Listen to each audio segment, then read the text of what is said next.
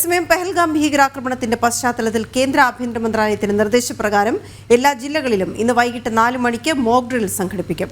നടപടിക്രമം കളക്ടർമാർ ഉറപ്പാക്കണമെന്ന് ചീഫ് സെക്രട്ടറി നിർദ്ദേശം നൽകിയിട്ടുണ്ട്. തന്ത്രപ്രധാന കേന്ദ്രങ്ങൾ വിവിധ സുരക്ഷാ വിഭാഗങ്ങളുടെ നിരീക്ഷണത്തിലാണ്. പ്രജിത് മോഹനൻ ചേരുന്ന വിവരങ്ങളുമായി. പ്രജിത്ത്, എങ്ങനെയാണ് മോക്ക് ഡ്രിൽ നടപ്പാക്കാൻ ഉദ്ദേശിക്കുന്നത്? നേരത്തെ തന്നെ ഈ വിഷയം വ്യക്തമാക്കിയിരുന്നതാണ് മോക്ക് ഡ്രിൽ ഉണ്ടാകുമെന്നുള്ള കാര്യം. പക്ഷേ ഇന്നിപ്പോൾ ഈ തിരിച്ചടിയുടെ പശ്ചാത്തലത്തിലും ഒന്നുകൂടി ഇത് നമ്മൾ ഉറപ്പിക്കുന്നു. എങ്ങനെയാണ് മറ്റ് കാര്യങ്ങൾ?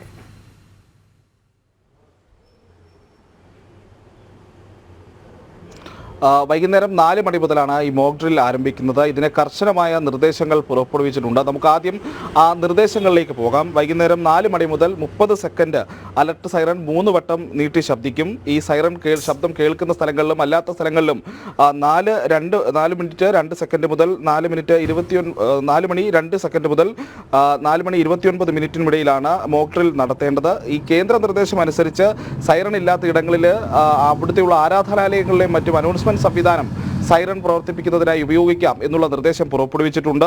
4:28 ആകുമ്പോഴേക്കും സുരക്ഷിതം എന്ന സൈറൺ 30 സെക്കൻഡ് മുഴങ്ങും. ഇതോടെ ഈ 30 സെക്കൻഡ് മുഴങ്ങുന്നു. അതിനുശേഷം 4:29 ഈ അലർട്ടുകൾ അല്ലെങ്കിൽ മോക്ക് ഡ്രിൽ അവസാനിപ്പിക്കുമെന്നുള്ളതാണ് അറിയിച്ചിരിക്കുന്നത്.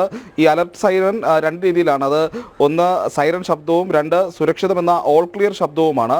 ആ ശബ്ദമൊക്കെ കൃത്യമായി ഇപ്പോൾ തന്നെ മാധ്യമങ്ങൾക്കൊക്കെ ലഭ്യമാക്കിയിട്ടുണ്ട്. ഇങ്ങനെ ആദ്യം സൈറൺ മുഴങ്ങുമ്പോഴും അതിനുശേഷം ഓൾ ക്ലിയർ സൈറൺ മുഴങ്ങുന്നതിനിടയിലുള്ള സമയത്താണ് ഈ മോക്ക് ഡ്രിൽ പുരോഗമിക്കുന്നത്. സൈറണുകൾ സംസ്ഥാന ദുരന്ത നിവാരണ അതോറിറ്റി ആസ്ഥാനത്ത് നിന്നും അതിൻ്റെ അനുബന്ധ സംവിധാനങ്ങൾ വഴിയുമാണ് സൈറണുകൾ പ്രവർത്തിപ്പിക്കുക. ഇതിനൊപ്പം തന്നെ കർശനമായ നിർദ്ദേശങ്ങൾ പുറപ്പെടുവിച്ചിട്ടുണ്ട്. പ്രത്യേകിച്ച് ഈ മോക്ക് ഡ്രില്ലിൽ ഏതെങ്കിലും തരത്തിൽ ജീവന് ഹാനികരമാകുന്ന നടപടികൾ ഉണ്ടാകാൻ പാടില്ല. അതോടൊപ്പം തന്നെ ഫയർഫോഴ്സ്, സിവിൽ ഡിഫൻസ്, ആപ്തമിത്ര എന്നിവയുടെ എല്ലാം വിന്യാസം ഉറപ്പാക്കണം എന്നുള്ള കാര്യവും നിർദ്ദേശം നൽകിയിട്ടുണ്ട്.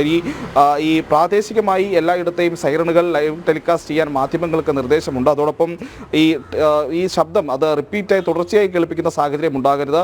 എപ്പോഴൊക്കെയാണോ അലർട്ടുകൾ ആരും നൽകുന്നത് ആ സൈറൺ അലർട്ടുകൾ കൃത്യസമയത്ത് മാത്രം നൽകുക. പ്രത്യേകിച്ച് ഈ മോക്ക് ഡ്രില്ലിൻ്റെ ഈ പറഞ്ഞ സമയക്രമത്തിനുള്ളിൽ 4 മണി മുതൽ 4:30 വരെയുള്ള സമയത്ത് എന്നുള്ളതാണ് ദുരന്ത നിവാരണ വകുപ്പുമായി ബന്ധപ്പെട്ടുള്ള നിർദ്ദേശങ്ങൾ വന്നിരിക്കുന്നത്. അതേസമയം ഈ പൊതുജനങ്ങൾക്കുള്ള നിർദ്ദേശങ്ങളിലേക്ക് വരികയാണെങ്കിൽ ഈ 4 മണിക്കും 4:30ക്കും ഇടയിൽ സ്പെഷ്യൽ ക്ലാസ്, ട്യൂഷൻ സെൻ്ററുകൾ, കായിക വിനോദ ക്ലാസുകൾ എന്നിവയിലൊക്കെ ഏർപ്പെട്ടിരിക്കുന്ന കുട്ടികൾ അവിടെ നിന്നും പുറത്തിറങ്ങരുത്. ആ സ്ഥാപനങ്ങൾക്കുള്ളിൽ തന്നെ തുടരണമെന്നുള്ള നിർദ്ദേശം വന്നിട്ടുണ്ട്. ഇനി പ്രധാനപ്പെട്ട കാര്യം എന്ന് പറയുന്നത് ഈ സൈറൺ മുഴങ്ങിയാൽ അത് പൊതുജനങ്ങൾ അതിവേഗം പ്രവർത്തിക്കുക എന്നുള്ളതാണ്. പ്രത്യേകിച്ച് സൈറൺ മുഴങ്ങുന്ന സമയത്ത് പൊതുസ്ഥലങ്ങളിൽ നിൽക്കുന്നവർ അവർ സുരക്ഷിത കേന്ദ്രങ്ങളിലേക്ക് മാറേണ്ടതുണ്ട്. ഏതെങ്കിലും തരത്തിലുള്ള നേരത്തെ സൂചിപ്പിച്ചിട്ടുള്ള വിന്യാസങ്ങൾ ഉണ്ടെങ്കിൽ ആ വിന്യാസങ്ങളുടെ നിയന്ത്രണങ്ങൾക്കനുസരിച്ച് നിർദ്ദേശങ്ങൾക്കനുസരിച്ച് പ്രവർത്തിക്കേണ്ടതുണ്ട്. വീടുകളിൽ കഴിയുന്നവർ ഒരു സാഹചര്യം അനുസരിച്ച് ലൈറ്റുകൾ അണച്ച് സുരക്ഷിതരായി മുറിക്കുള്ളിൽ തുടരണം.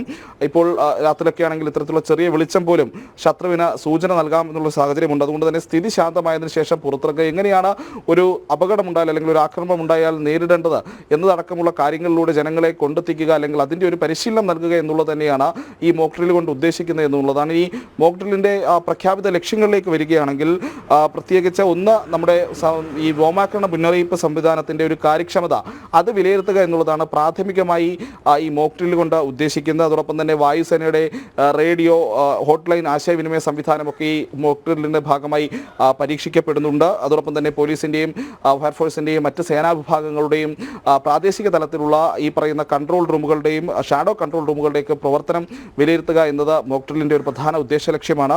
ഇനി ആരെങ്കിലും ഏതെങ്കിലും തരത്തിലുള്ള ഒരു ബന്ദികളാക്കപ്പെടുന്ന സാഹചര്യമൊക്കെ ഉണ്ടാകുന്നെങ്കിൽ അതിൽ നിന്ന് പ്രതിരോധിക്കാനുള്ളൊരു മുന്നൊരുക്കം, സ്വയം പ്രതിരോധത്തിന് പൗരന്മാരെ സജ്ജരാക്കുക, അതോടൊപ്പം തന്നെ അടിയന്തര സാഹചര്യങ്ങളിൽ ആളുകളെ സുരക്ഷിതമായി ഒഴിപ്പിക്കുന്നു തുടങ്ങിയിട്ടുള്ള നിരവധി കാര്യങ്ങൾ ഈ മോക്ക് ഡ്രില്ലിൽ പരീക്ഷിക്കപ്പെടുമെന്നുള്ളതാണ് അധികൃതരിൽ നിന്ന് നൽകുന്ന കൃത്യമായ നിർദ്ദേശം.